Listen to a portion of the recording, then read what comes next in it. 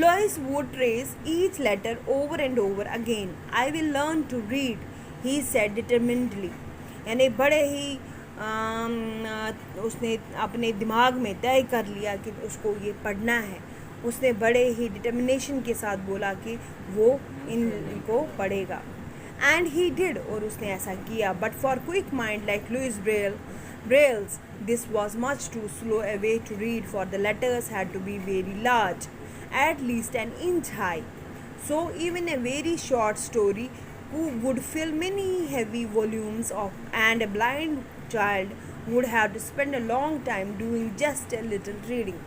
लेकिन इस मेथड में थोड़े ड्रॉबैक्स थे, और सबसे बड़ा ड्रॉबैक ये था कि इसमें लगभग 1 इंच की हाइट पे लेटर्स थे, और इसलिए बहुत जगह खा रहे थे, और बहुत स्लोली एक इंसान इस चीज़ को, एक ब्लाइंड इंसान पढ़ पाता था, और बहुत टाइम ले रहा था.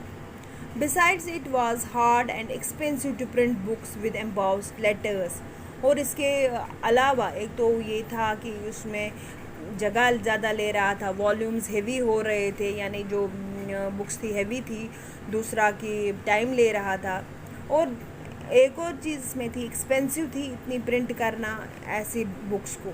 So there was very little for the blind to read. For long or important books, a blind person had to depend on friends to read out to them. और इन वजहों से ब्लाइंड लोगों के लिए थोड़ा सा मटेरियल जितना भी प्रिंट हो पाता था वो था. बाकी जो भी इम्पोर्टेंट किताबें थी या कुछ चीज़ें थी, उनके लिए उन्हें लोगों पे ही डिपेंड, अंधे लोगों को दूसरे या दोस्तों पे डिपेंड करना पड़ता था, जो कि रीड कर पाते थे दूसरी किताबों से और उनको बोल पाते थे, यानी खुद से वो नहीं कर पाते थे. There must be an easier way for the blind to read and write, young Braille said over and over again. Only books can free the blind. A person can never be truly educated unless he can read.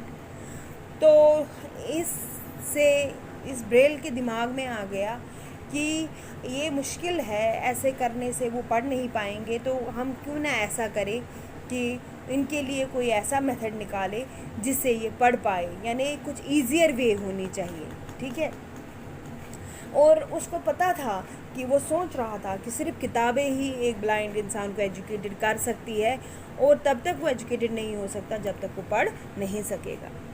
Louis was only 17 years old when an idea struck him that there must be an easier, quicker way for the blind to read than by trying to feel all the way around each letter. He was looking for a code.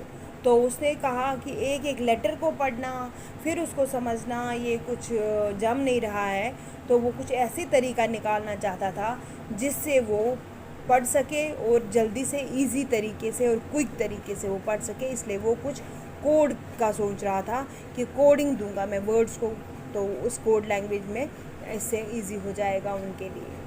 One evening he found the answer. He was sitting in a restaurant listening to a friend read aloud from a newspaper. Suddenly he heard something that made him jump up. In his excitement, Louis pounded on the table, shouted, laughing and crying all at once. तो एक दिन उसको जवाब इसका मिल गया. वो restaurant में बैठा था, उसका पेपर पढ़ रहा था फ्रेंड, तो उसने अचानक से उसके दिमाग में कुछ ऐसा आ गया, जैसे कुछ सुना उसने. वो एक्साइटमेंट में जंप करने लगा, टेबल पे चिल्लाने, हंसने और रोने लगा. एक साथ ये सब इमोशंस उसमें उभर आ गई, क्योंकि उसके दिमाग में कुछ ना कुछ ऐसा आया था जिससे वो ब्लाइंड लोगों को मदद कर सके पढ़ने में.